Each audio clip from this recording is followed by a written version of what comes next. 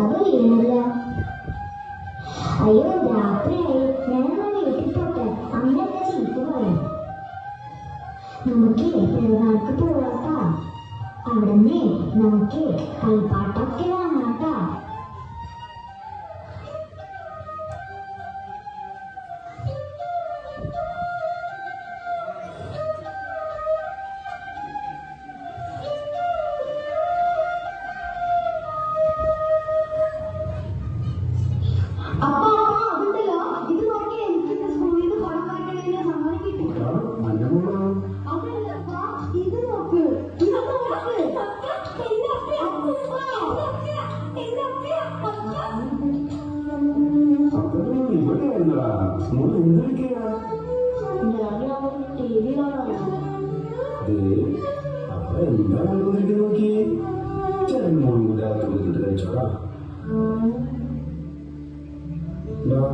നിനക്ക് പഠിക്കാനൊന്നുമില്ലേ? പോയിട്ട് പഠിച്ചേ.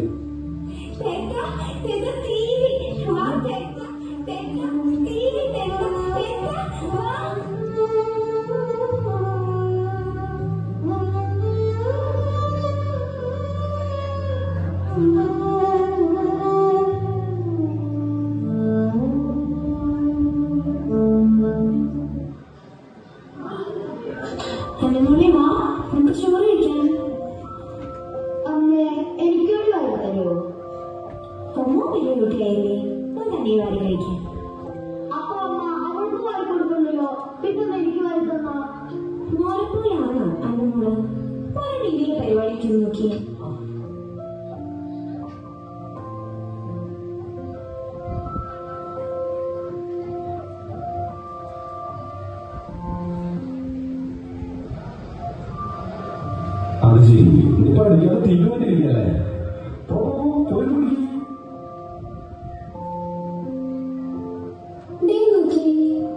ഇഷ്ടമുള്ളൊരു കാര്യം അമ്മ പറയട്ടെ. നാളെ നമുക്ക് അമ്പഴക്കാട് പള്ളിയിൽ ദുഃഖാന തിരുനാളിന് പോയാലോ?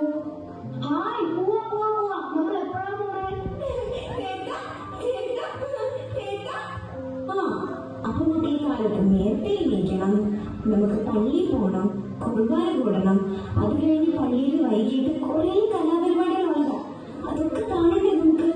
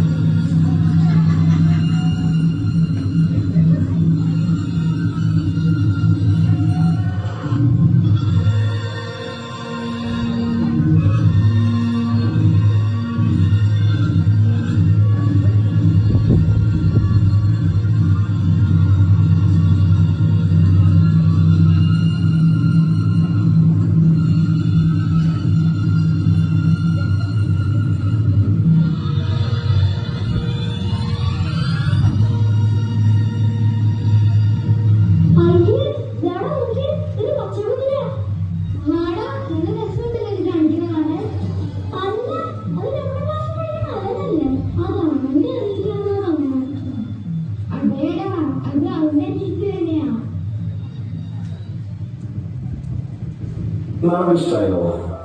ഉറക്കമൊന്നുമല്ലേ? എന്നാ ഉറങ്ങിക്കോട്ടാ.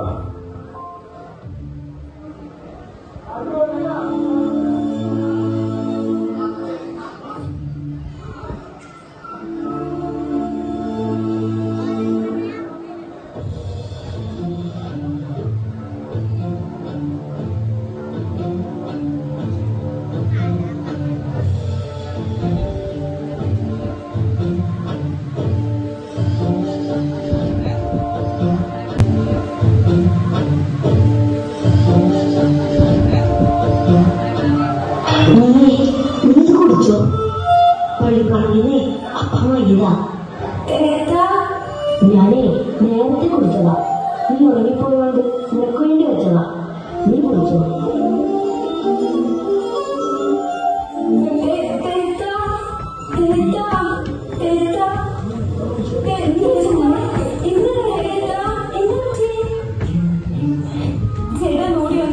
അനുമോട് എന്താ പറ്റി? ഭയങ്കര കരച്ചിലാണ് ചേട്ടൻ. അനുമോട് നല്ല കരച്ചിലാണ്.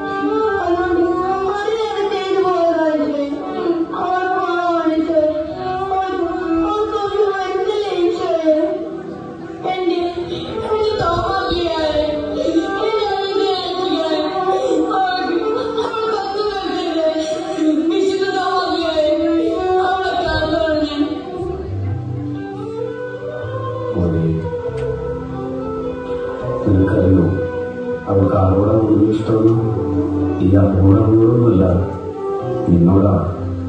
നിന്റെ ഒപ്പം കളിക്കാൻ, ടി വി കാണാൻ, പള്ളി പോകാൻ എല്ലാത്തിനും അവർക്ക് ചേട്ടൻ വേണമായിരുന്നു. അവരെ പോലൊരു കുഞ്ഞ് വീട്ടിലുണ്ടാകുമ്പോൾ ആ അപ്പൻ്റെ അമ്മയുടെയും ജീവിതം ഒരു പ്രാർത്ഥനയെ മാറി.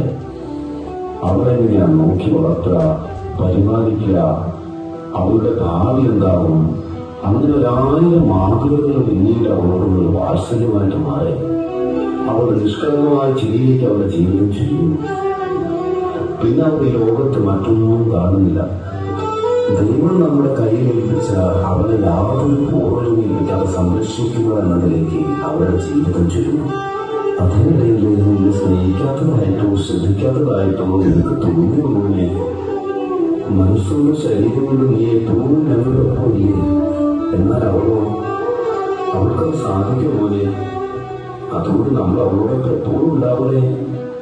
നിന്നെ സ്നേഹിക്കാൻ എളുപ്പമായിരുന്നു മോനെ. എന്നാൽ അവൾക്ക് സ്നേഹം എന്നാൽ കരുതലും നമ്മളെത്തില്ലാത്ത ഒറ്റ നിമിഷം വരെ അവളില്ലാതാവാൻ. ഞങ്ങളില്ലാത്തപ്പോൾ നീ വേണം അവളുടെ കൈ പിടിക്കാൻ, വീഴാതെ നോക്കാൻ, കൂട്ടിരിക്കാൻ. എന്നിട്ട് എന്താ പോലും നീ ഇങ്ങനെയൊക്കെ ചിന്തിച്ച്?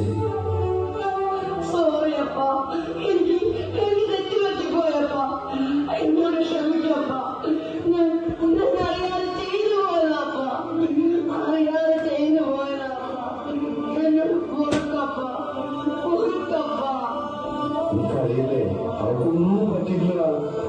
ഞങ്ങൾ നോക്കിയേ, ആരാ വരുന്നത്?